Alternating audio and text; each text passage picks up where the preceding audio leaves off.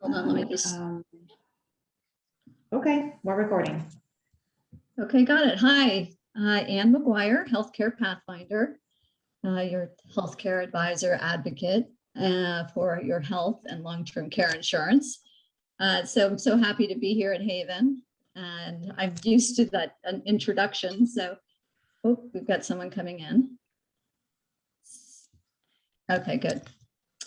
Hi, my name is, whoops. Hi, is everyone going to introduce themselves? No, you can just keep going. Okay. So yes, Therese, I'll introduce you as well. So Therese Lestick has joined us.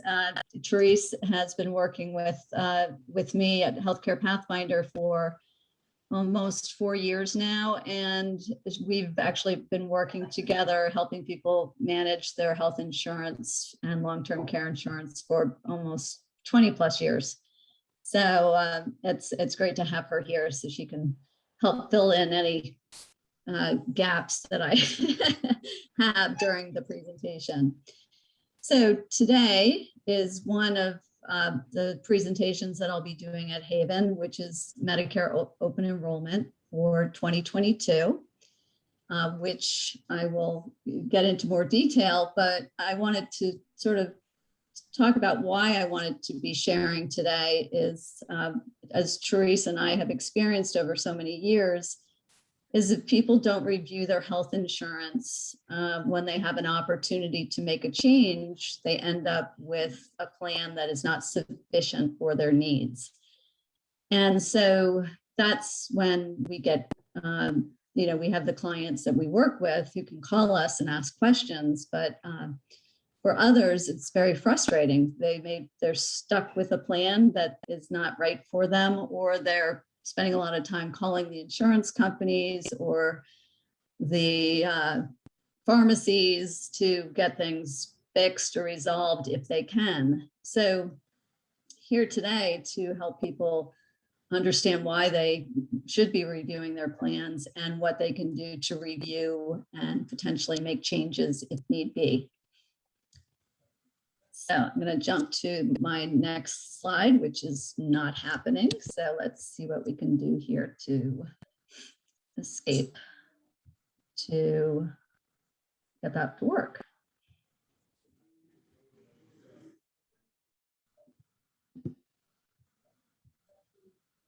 Okay, there we go.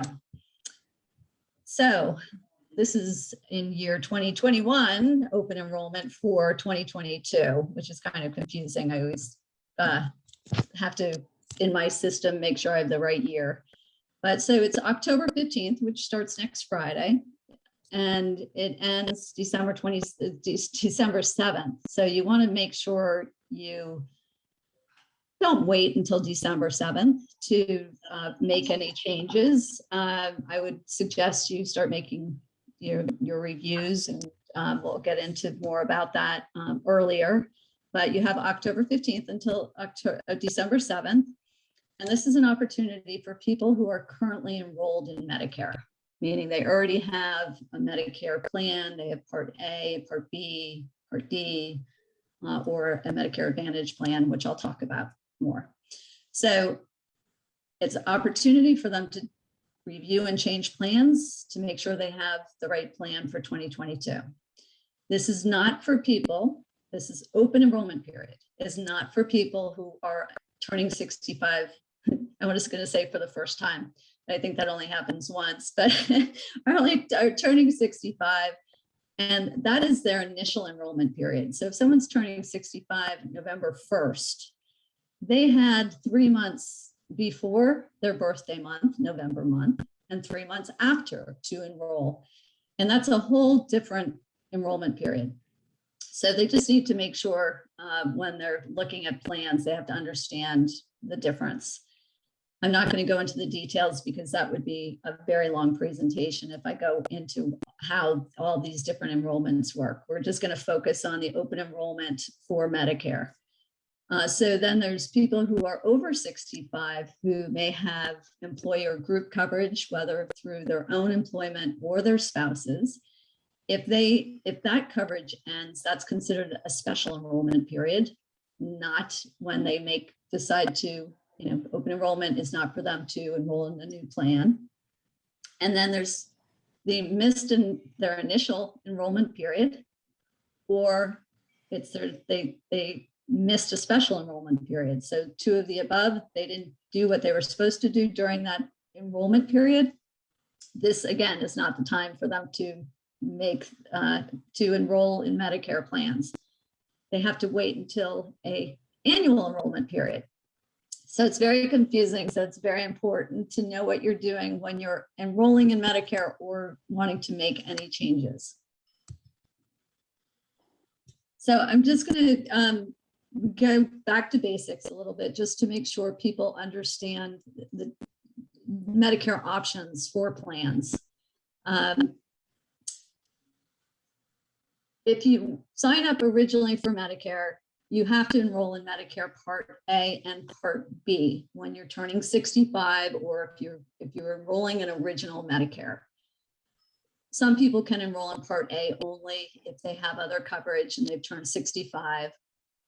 But I'm not going to go into that detail as well, because it's too confusing and it doesn't apply to this situation. This is for people who are already enrolled in Part A, which is hospital, skilled nursing facility, and hospice coverage.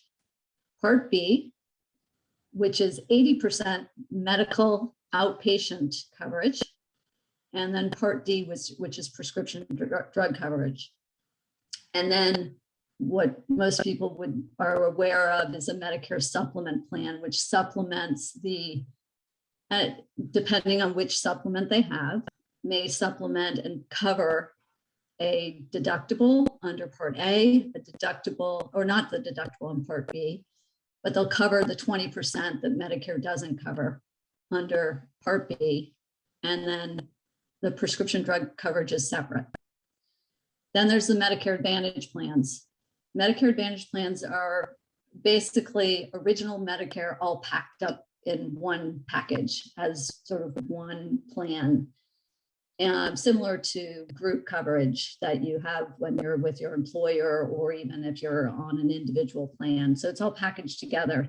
Some of the Medicare Advantage plans, but not a lot now, don't have prescription drug coverage. So that's another plan you'd have to choose.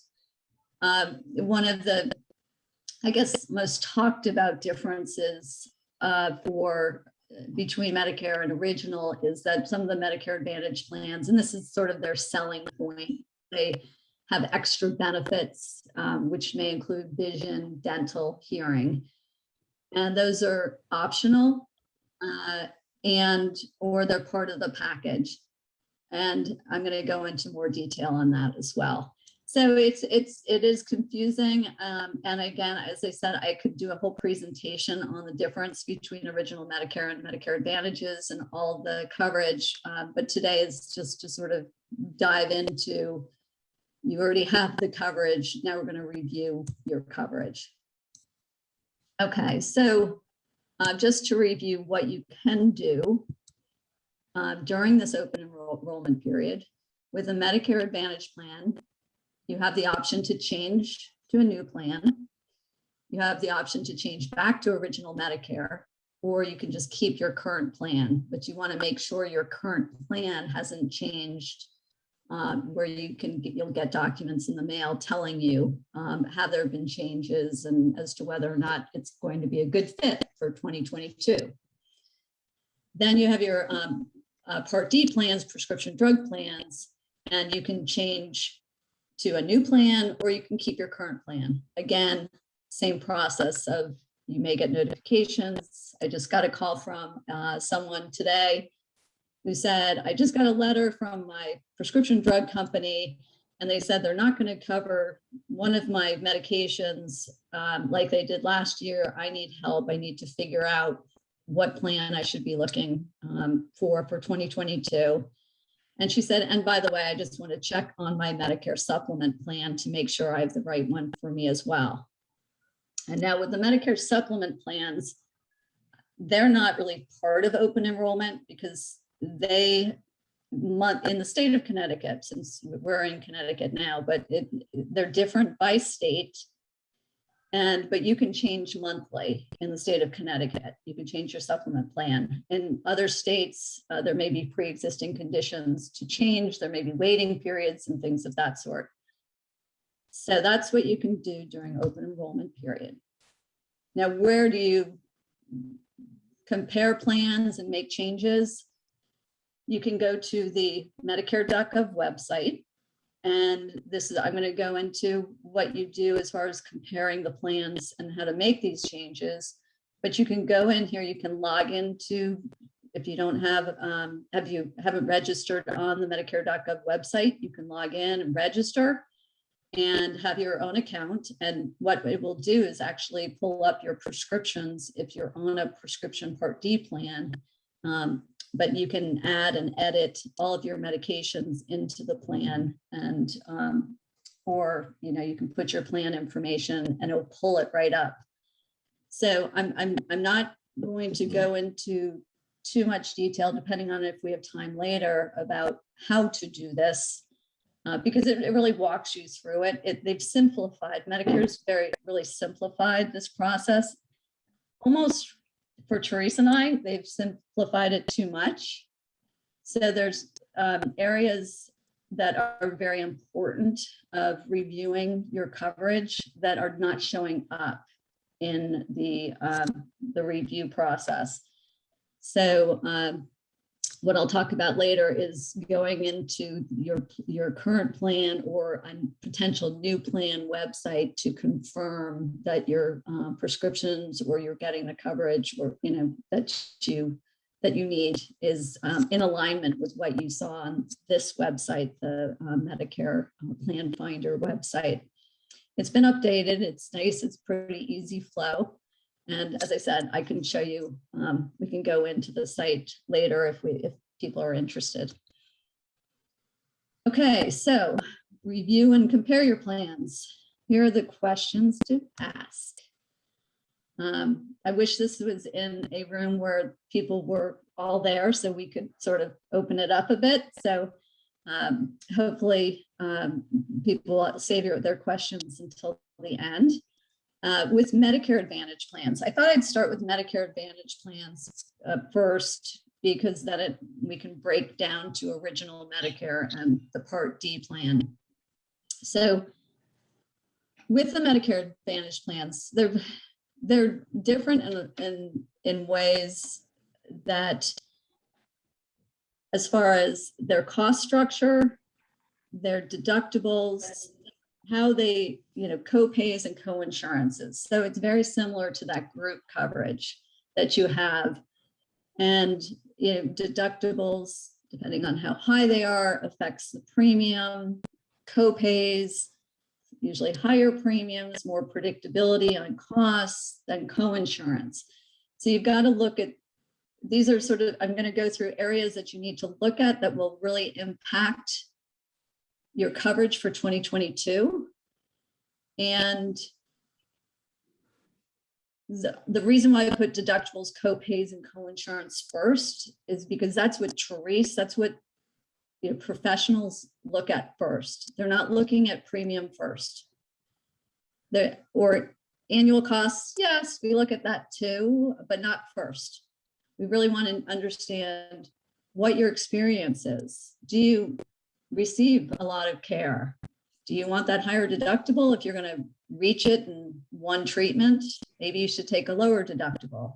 Co-pays, those are payments that you make when you go to a doctor's office, whether it be a primary care doctor or surgeon. And then co-insurance is once you meet the deductible, there's a balance that you may have left to pay. The insurance company takes more risk. So these are things that you need to look at, and it's complicated, and it's a good idea to get help when you're going through this. Then you look at the premiums and the annual costs, compare it to what you were paying last year, but really you need to look at the benefits.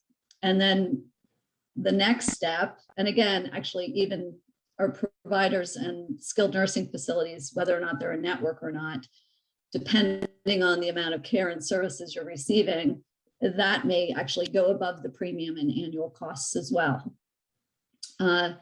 So you really, this is a major with the Medicare Advantage plans because they have networks. So you need to know if your provider accepts the Medicare Advantage plan or participates with the Medicare Advantage plan.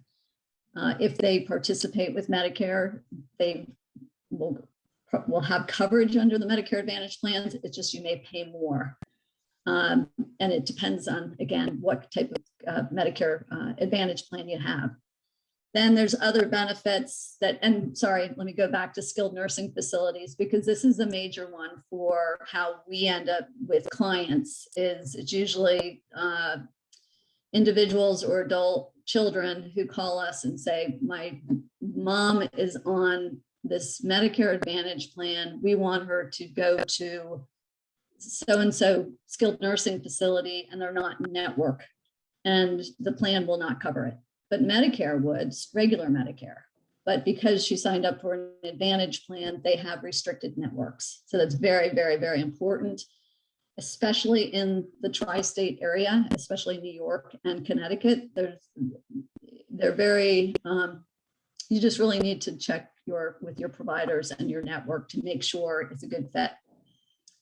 And then as I talked about the other benefits, whether or not they have the Part D, and that's major. I put it in other benefits, but that's really, as I'm going to talk about it in the next slide, that's looking at your prescriptions to make sure they're the right ones within your plan, can be a high risk if you don't really look at it if you have a lot of medications. And then dental and vision. Now, dental and vision, sure, you can get it with these plans. Also hearing, I forgot to add hearing.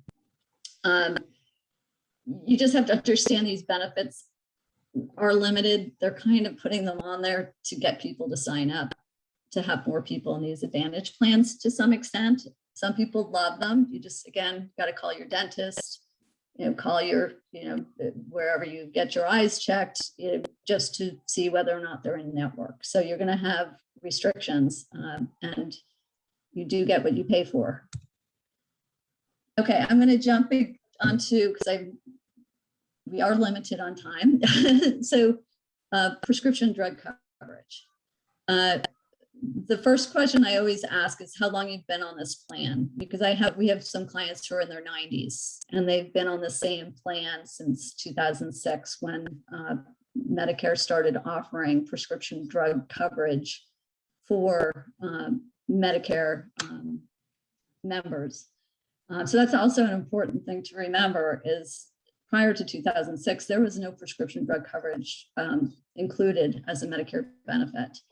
So it's nice to have, but if you've been on the plan since 2006, you may be paying $50, $60, $70 more than you need to be paying on a monthly basis for a plan if you don't have very many prescriptions. So that's a simple way. If I see someone with paying $125 a month for their prescription drug coverage, they're either on a ton of medications or they're not, and they're on the wrong plan. So you have to, I'll talk more about going through the plans if we have time later to show you how that breaks down. And then the premium and annual costs. That is very important, but you get what you pay for, and you need to really look at each plan as to whether it's a good fit, whether your prescriptions it's almost as if they're in network, whether they're covered under the plan, how much they're going to cost. And then you also have to look at the pharmacies. You have to see whether or not the pharmacy is in network with the plan. And then, as I said, are the prescriptions covered? There, as I said, the system is simplified. So for Therese and I, it doesn't show the tiers, which is very important with how the coverage works. But you just want to make sure that if you're on medications that you have to get a prior authorization, or there may be restrictions and limits on how often you can get it filled. It's just being aware. so that when you go into the new year, you know what you need to do to make sure you get the coverage that you're paying for. And that's where I said the limits and restrictions. So when you're looking at your prescription list, so before you go into the Plan Finder site, you really want to know the name of the prescriptions. Is it the brand? Is it generic? It'll give you an option to choose if there is one or the other, and it will have a different name. You need to know the dose and the daily or monthly intake. And then it'll take you into comparing your current plan to all the other plans that are available. And there are about at least usually 30 plans that you can be comparing to. All right, I would have said any questions, but we're going to just jump through Medicare supplement plans. As I said, this is not necessary. This isn't really open enrollment for Medicare supplements, but it's a great opportunity to review your plan. Have you been on it a long time? Some of our clients are still on a Plan J. The premium's higher, but they don't have any deductible, and they think it's a gold plan and they're very happy with it and they keep it, but they may be paying higher premiums that they don't need to be paying. That you can't enroll in the J anymore. The F, you can't enroll in F anymore, and depending on your birth date. And Plan G is sort of now the gold plan. It does have a deductible. So you do have a deductible, and it's just increasing for 2022. It's going up from $203 to $217 for outpatient services. So again, I can go back to explaining a little bit more about the details of the Medicare supplement, but I don't want to spend too much time on this. But actually, one very important reason to think about the Medicare supplement plan is if you're going off the Medicare Advantage plan.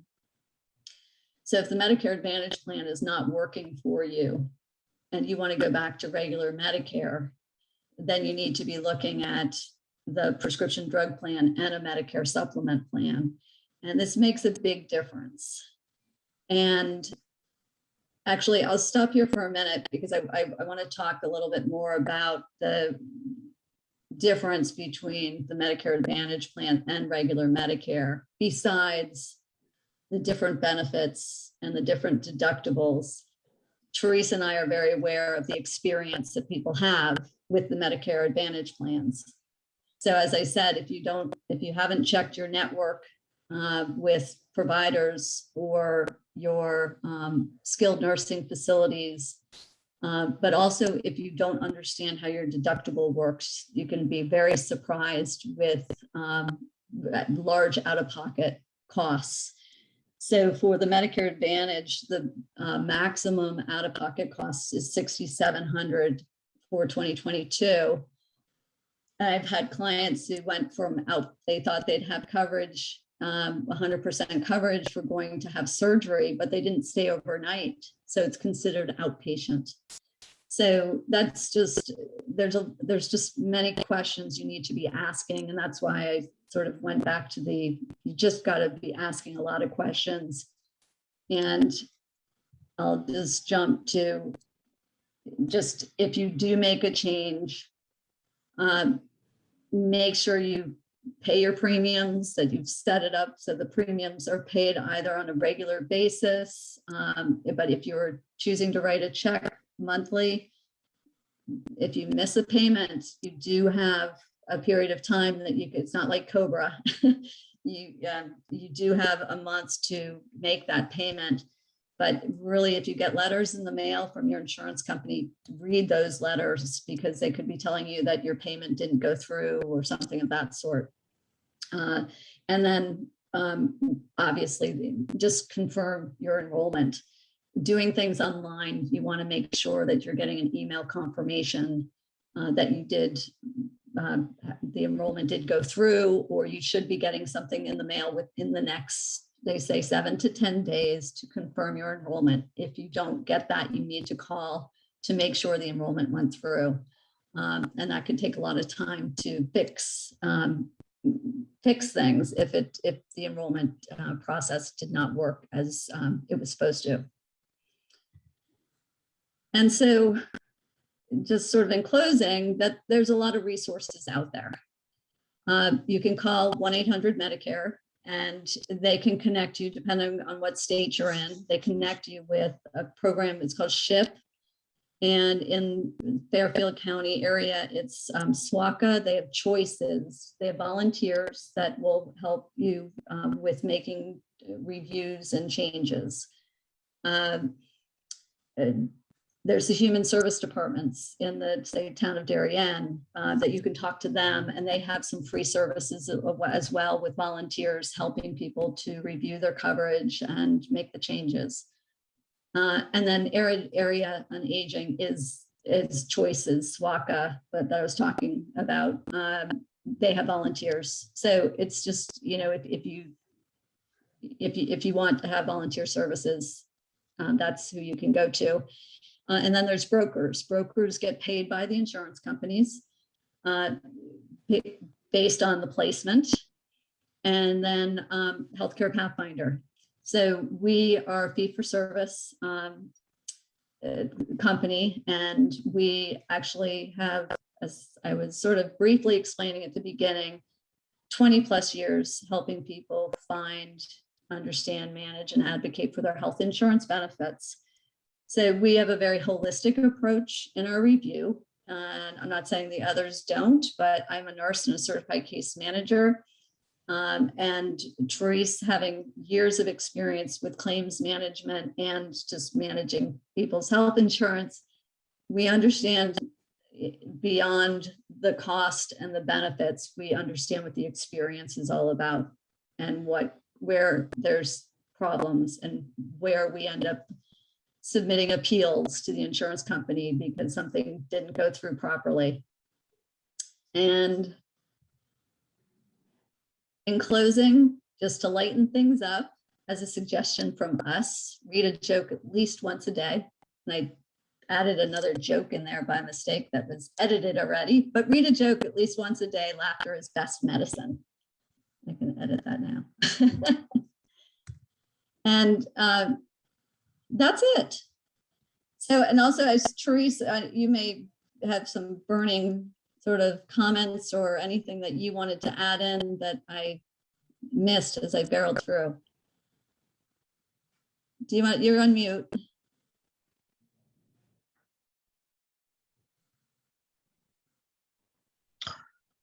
I do not, Anne. I thought you covered everything.